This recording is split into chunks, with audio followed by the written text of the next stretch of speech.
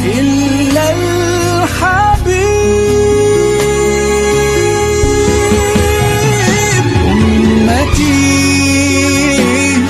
أمتي يقولها لنا يوم القيامة.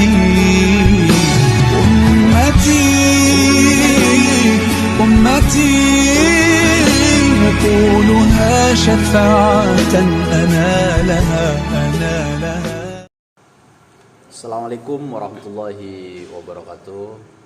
Alhamdulillah pada kesempatan hari ini kita bisa berjumpa lagi dengan The Santri. Cuman sebelum saya mulai untuk materi berikutnya, saya ingin mendoakan sampean-sampean semua mudah-mudahan sehat selalu, lancar rezekinya dan sakinah mawaddah warahmah dalam rumah tangganya. Amin. Baik. Bismillahirrahmanirrahim. Mari kita melanjutkan part kedua dari penjelasan sebelumnya.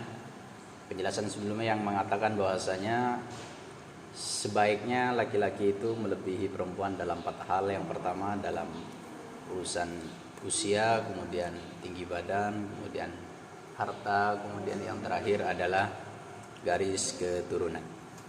Oke, sebelumnya Ustadz saya mau bertanya tentang materi kita di part pertama kemarin, yaitu dampaknya jika seandainya justru perempuannya yang lebih tua atau lebih tinggi atau lebih kaya dan atau mungkin nasabnya lebih baik dari suaminya sendiri, Ustaz. Mohon penjelasannya, Ustaz. Oke, baik. Itu sebenarnya di takbir atau redaksi itu di redaksi aslinya, di kitab aslinya itu kan kitab ini diambil dari kitabnya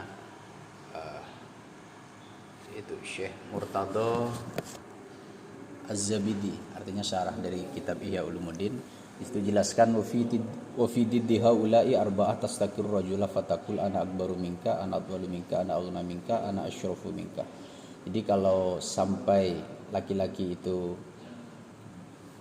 dia lebih muda, lebih pendek dan lebih ekonominya lebih rendah atau garis keturunan lebih rendah juga, maka nanti ketika si istrinya mengatakan saya lebih tua, saya lebih tinggi, saya lebih kaya dan keturunan saya lebih mulia, maka wa kullu zalika mimma yusawisu qalbar rajul, itu ucapan itu dapat merusak suasana hati suami. Bukan hanya sekedar merusak suasana hatinya, tapi bisa warubbama adda ilal firaq. Bisa jadi itu dapat menyebabkan perpisahan dalam rumah tangganya.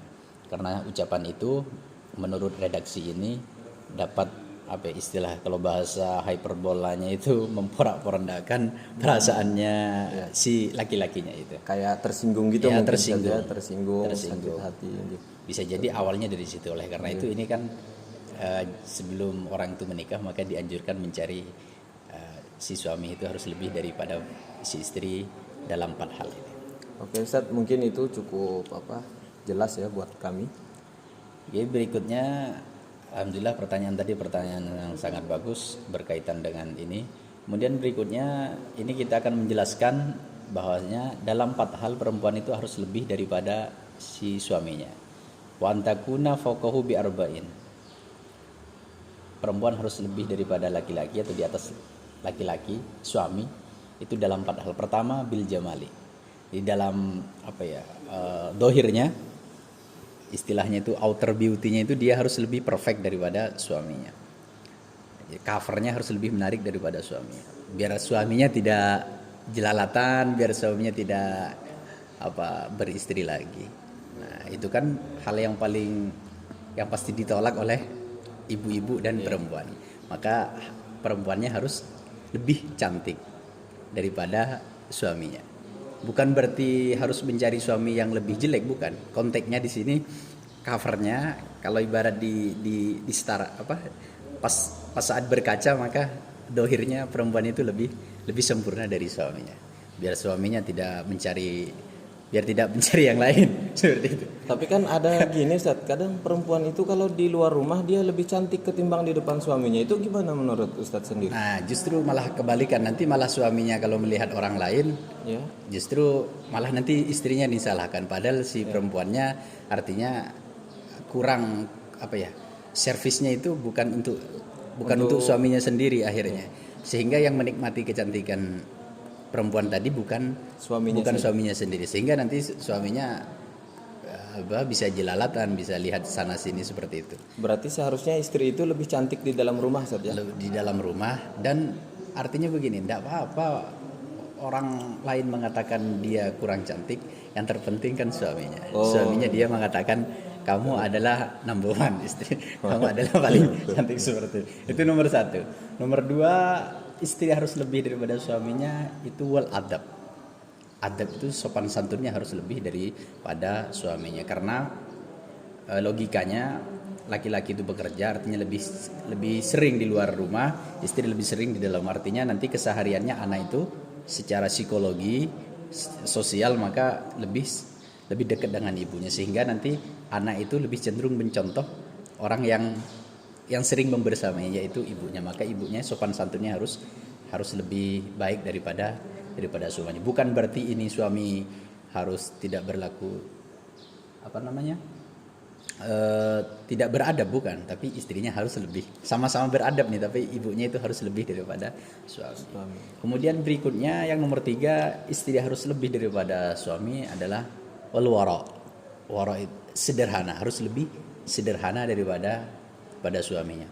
Sehingga biasanya banyak kali kita lihat di mana, mungkin di media sosial, TV dan lain sebagainya, banyak kejadian suami itu artinya berlaku curang dan lain sebagainya karena ingin memenuhi kebutuhan istrinya yang menuntut lebih dari income suaminya atau benefit suaminya, atau apa istilah dalam ekonomi itu cash flow dari suaminya. Nah, kalau istrinya seperti itu, insya Allah artinya sederhana, dia kan nggak menuntut lebih, nanti istrinya suaminya akan tetap berada di jalan yang benar karena dia tidak dituntut lebih oleh suaminya. Nah, kalau warok ini sendiri Ustaz, mohon maaf Ustaz memotong penjelasannya. Yang dimaksud warok di sini itu apa Ustaz ya? Bisa mohon dijelaskan Ustaz? Ya, warok itu sendiri kalau saya tidak salah itu ada penjelasan dalam kitab Nasoihul Ibad karya Imam Nawawi Al-Jawi. Itu wara itu adalah huwa ijtinabu syubuhati khaufan minal wuqu'i fil muharramat. Artinya perempuan atau laki-laki yang berusaha semaksimal mungkin menjauhi perkara syubhat. Syubhat itu artinya tidak jelas antara halal dan haramnya. Khaufan minal wuqu'i fil muharramat, karena dia takut terjerumus dalam transaksi yang haram atau mendapatkan atau mengkonsumsi sesuatu yang haram. Sehingga kalau istrinya itu takut perkara syubhat aja tidak mau, apalagi perkara haram. Insya Allah dari itu artinya istri juga ikut mengontrol aktivitas suami di luar. Kalau tiba-tiba suaminya dapat barang-barang mewah dan seterusnya, maka nanti istrinya harus nanya, dapat dari mana nih? Kan gajinya kan cuma sekian, kok bisa dapat barang mewah dan sebagainya. Nah, kalau istrinya itu waro, insya Allah si suami itu dengan sendirinya dia akan menjauhi perkara-perkara yang syubhat lah, bahkan sampai yang haram. Karena nanti kalau dia pulang, kalau nggak sama dengan istrinya hidup sederhana, suaminya itu artinya mewah, maka nanti akan terjadi pertengkaran. Nah, biasanya kan suami itu kan lebih cenderung lebih takut sama istri lah daripada yang lain. Seperti itu. Terus ada yang mengatakan wara itu adalah huwa mulazimatul a'mal al-jamilah, atau dibaca mulazimatul a'mal al-jamilah bisa. Cuman kalau mulazimatul a'mal dia berarti isim fa'il, kalau mulazimatul a'mal berarti dia masdar dari fi'il madhi lazim. Itu orang yang senantiasa konsisten dalam berbuat baik. Nah, sedangkan perkara syubhat bahkan sampai haram itu bukan mencirikan perilaku yang baik, sehingga istrinya nanti akan selalu ngomel dan bertanya kepada suaminya kalau dia melakukan hal-hal yang dianggapnya itu tidak benar dalam rumah tangganya, seperti itu. Oke, terima kasih Ustaz. Oke, sekarang lanjut nomor 4, yaitu wal khuluq. Khuluq itu akhlak. Jadi ada jamal, ada adab, ada wara, kemudian ada akhlak. Jadi akhlaknya si istri harus lebih daripada suami. Seperti itu. Kalau saya boleh tanya Ustadz, itu kan tadi dalam penjelasan ada adab, terus istri harus melebihi dalam adab, terus yang terakhir tadi dari akhlak. Nah, perbedaan adab sama akhlak itu seperti apa Ustadz itu penjelasannya? Oke. Insya Allah kurang lebih seperti ini. Kalau nanti salah oleh teman-teman bisa bisa dikoreksi, karena ini kami satu memang dalam tahap belajar. Tahap belajar sangat boleh dikoreksi nanti kalau salah. Insya Allah adab itu dia sopan santun. Sopan santun itu kaitannya bisa ya kayak gini loh. Kalau minum tidak boleh sambil berdiri, harus duduk. Makanya ada istilah adab dalam makan, adab dalam minum. Atau berjalan harus nunduk ke bawah, tidak boleh toleh kanan, toleh kiri. Itu adab. Maka adab dalam berjalan, adab dalam makan. Nah, kalau khuluq itu dia sebenarnya memang dari sananya seperti itu. Kalau ibarat laptop itu dia sudah terinstal dengan itunya, karakter bawaan.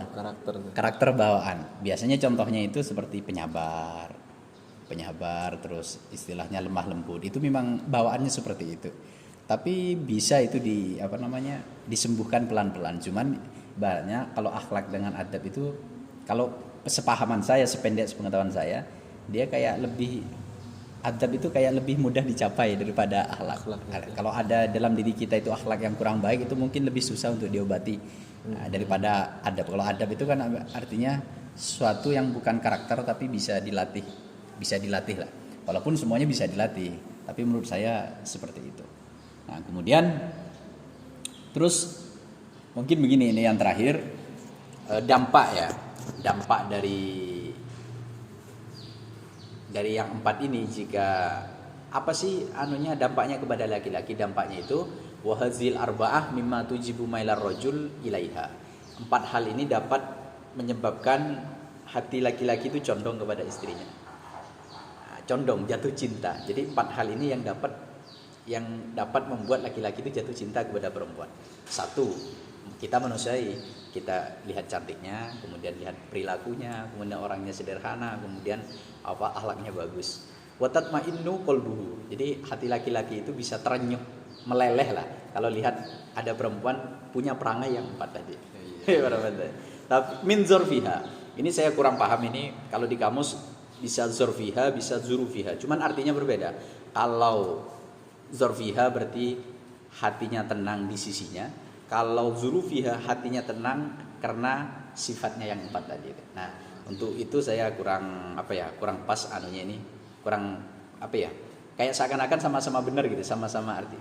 Cuman untuk aslinya itu bacanya itu pakai yang zorfiha, itu yang punya arti di sisi perempuannya itu artinya tenang kalau melihat kalau laki-laki berada di sisi perempuan yang memiliki sifat yang tadi itu. Zurufiha hatinya tenang ketika disebabkan sifat-sifat yang tadi itu. Itunya saya kurang paham. Kemudian dalam bab ini, dalam redaksi ini ditutup dengan wa alamatu sidqil irada fi dawamin nikah al khuluq. Jadi karena nikah itu adalah untuk mencari ridho Allah, untuk mengikuti sunnah Nabi, maka niatnya harus benar. Kalau orang sudah azam niat mau menikah, maka tidak ada tujuan lain selain untuk istilahnya sholah, selain untuk demi kebaikan. Nah, sehingga niat kita sebagai laki-laki itu benar atau tidaknya, baik atau perempuan menikah dengan laki-laki itu benar atau tidak, niatnya adalah wa alamatu sidqil iradah fi dawamin nikah itu al-khuluq. Ciri benarnya niat kita di awal itu dalam mempertahankan rumah tangga itu al-khuluq. Kita harus berperilaku baik terhadap pasangan kita. Nah, kalau kita berperilaku baik dengan pasangan kita, berarti kita ternyata memang sudah punya niat baik di awal. Kalau ternyata kita tidak bisa berlaku lembut dan baik terhadap pasangan kita, berarti memang niatnya di awal kita tidak benar. Bahkan nanti ada kitab khusus namanya niyatuz zawaj. Kapan-kapan kita bahas itu. Niat-niat dalam berumah tangga atau niat-niat dalam menikah. ay mu'asyaratuha bi ahsanil akhlaq wal jiniha. Jadi harus akhlak terbaik yang kita berikan kepada pasangan, dan harus selembut dan harus selembut mungkin. Di samping itu memang karakter perempuan sukanya kalau kita berperilaku baik dan lembut. Artinya perempuan itu gampang luluh dengan perilaku seperti itu. Kalau kita bisa berlaku seperti itu, dia senang, insya Allah akan melahirkan anak-anak yang soleh dan soleh. Amin, amin. Ya. Mungkin itu dalam kesempatan hari ini. Kurang lebihnya mohon maaf. Jika ada yang salah silakan koreksi bareng-bareng, karena kita ini niatnya sama-sama belajar, tidak ada maksud untuk menggurui siapapun. Dan kami menerima kritik dan saran, bahkan pertanyaan, dan insya Allah akan kami upayakan, akan kami ulas di pertemuan berikutnya, dan seterusnya. Mungkin itu. Akhiran, assalamualaikum warahmatullahi wabarakatuh.